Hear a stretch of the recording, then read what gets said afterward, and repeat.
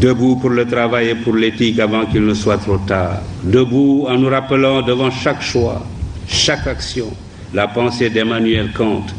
Demandons-nous chaque fois que nous sommes tentés d'avoir un comportement non éthique, ce que serait la vie si chacun faisait comme nous. Demandons-nous ce que serait une société de délateurs, de profiteurs, de voleurs, de corrupteurs et de corrompus, d'indisciplinés, d'insouciants, d'égoïstes, de fraudeurs. La liste est longue, mais la réponse est une, ce serait une société vouée à l'échec et peut-être à la déchéance et à la misère matérielle et intellectuelle. Alors, évitons de tels comportements.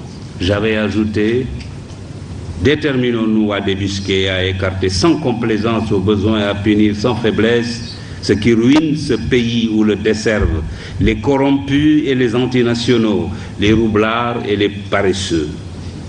Cultivons l'honnêteté et le courage au travail, que chacun au poste où il est, du ministre au planton, du chef d'entreprise aux manœuvres, considère comme reposant sur ses seules épaules le destin de la nation. Inventons un système qui ne récompensera désormais que la compétence, le travail et la probité.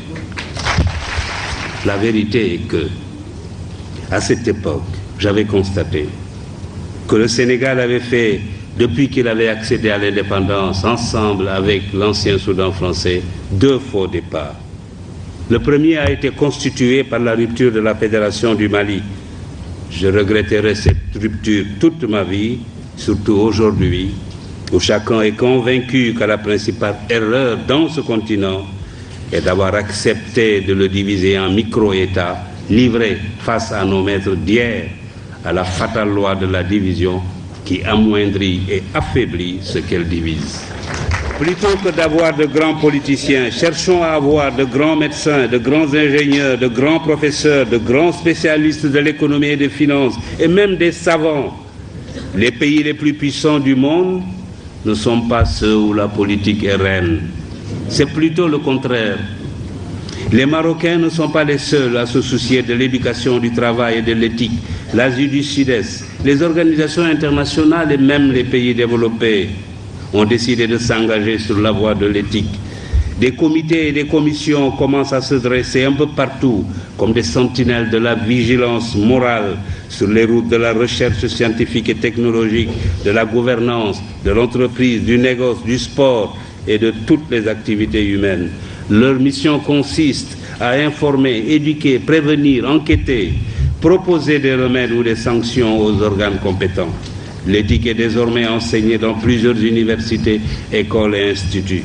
Il nous faut participer à ce mouvement. Il faut alors que dans nos institutions, dans nos organes, nos administrations, nos ateliers et nos bureaux, partout, suivre cet exemple. Il faut que triomphe l'éthique au Sénégal. L'université Cheikh Anta Diop doit donner l'exemple. Le pouvoir est fait pour servir. Il est passager. L'argent ne sert qu'à satisfaire les besoins. Au-delà, il est inutile. La deuxième condition du règne de l'éthique, c'est l'éducation. Il est indispensable que nos enfants et nos petits-enfants bénéficient d'une bonne éducation. Tous mes amis des pays émergents me le disent, la clé de leur réussite, c'est l'éducation.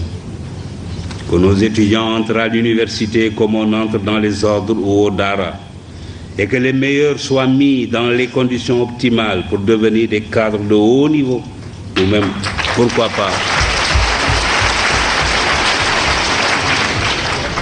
pourquoi pas, comme je le disais tout à l'heure, des savants. Bien sûr, cela nécessite la réhabilitation de la fonction technique au détriment de la fonction politique.